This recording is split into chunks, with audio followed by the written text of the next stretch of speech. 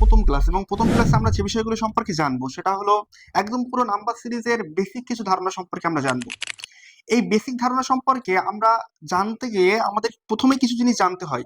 যেমন আমাদের গুণের কনসেপ্ট, গুণ, যোগ, বিয়োগ, ভাগ, এই চারটে জিনিস সম্পর্কে আমাদের একটু বেসিক জিনিস জানতে হয়। দ্বিতীয়ত আমাদের একটা জিনিস জানতে হয়, সেটা হলো স্কোয়ারের ব্যাপার। স্কোয়ার, ধরেন একের স্কোয়ার কত, দুইয়ের স্কোয়ার কত, তিনের স্কোয়ার কত, এই জিনিসগুলো সম্পর্কে আমরা পূর্বের ভিডিওতে আলোচনা করেছি। কেউ যদি না দেখে থাকে ওখানে দেখবে, আমাদের এই যে স্কোয়ার রিলেটেড ভিডিও আমাদের আছে। আর একটা জিনিস জানতে হবে, সেটা হলো কিউ। এই যে কিউ এর ব্যাপারগুলো, একের কিউ মানে কত হয়, দুইয়ের কিউ মানে কত হয়, তিনের কিউ মানে কত হয়, এই সমস্ত জিনিসগুলো আমরা আলাদা আলাদা ভিডিও আলোচনা করেছি। আপনারা যদি কেউ না দেখে থাকেন অবশ্যই ওখানে দেখবেন, এখানে জিনিসগুলো সম্পর্কে সবগুলো আলোচনা আছে। আজকে আমরা যেহেতু একদম পুরো বেসিক ধারণা নাম্বার সিরিজে শিখবো, সেখানে আমরা যদি একটা অঙ্ক দেখি নাম্বার সিরিজের অঙ্কগুলো কেমন হয়, এবং প্রত্যেকটা পরীক্ষায়, চাকরি পরীক্ষার ক্ষেত্রে নাম্বার সিরিজের অঙ্ক থাকবেই থাকবে।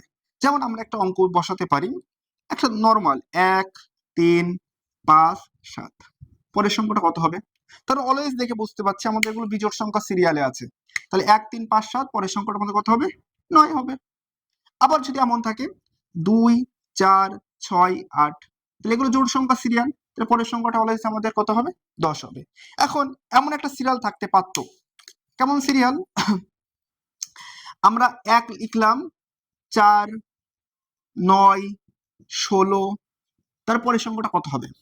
এটা কিন্তু আমাদের স্কোয়ার ফর্মে আছে, যেমন 1 এর স্কোয়ার মানে 1, 2 এর স্কোয়ার মানে 4, 3 এর স্কোয়ার মানে 9, 4 এর স্কোয়ার মানে 16, তাহলে 5 এর স্কোয়ার মানে কত হবে, 25 হবে।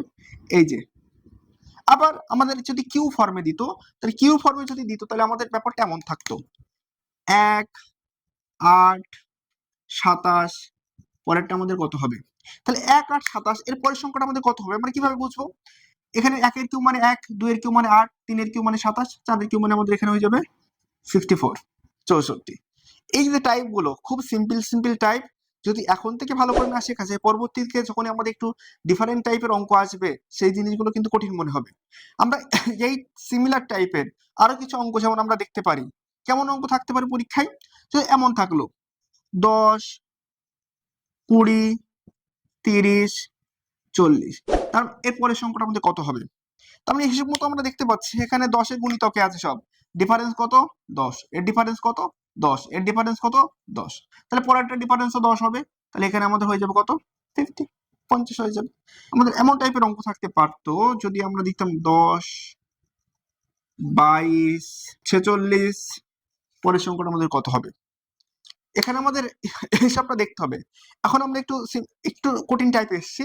এখানে ব্যাপারটা কি, এখানে আমাদের এখানে এসছে গুণের অঙ্ক, এখানে গুণ +2, তা 10 এর সঙ্গে 2 গুণ করলে আমাদের কত হলো 20, 20 আর 2 কত হলো 22, 22 এর সঙ্গে 2 গুণ করলে আমাদের 44, 44 আর 2 46, এখানে 46 এর সঙ্গে আমাদের 2 গুণ করতে হবে, 46 দুগুণ কত 92 যোগ 2, তাহলে 92 আর 2 এর মধ্যে কত হয়ে যাবে 94। এই যে সিমিলার টাইপের অঙ্কগুলো যদি আমরা করতে পারি, তাহলে অবশ্যই আমাদের এই যে নাম্বার সিরিজের প্রত্যেকটা জিনিস আমাদের সহজ লাগবে।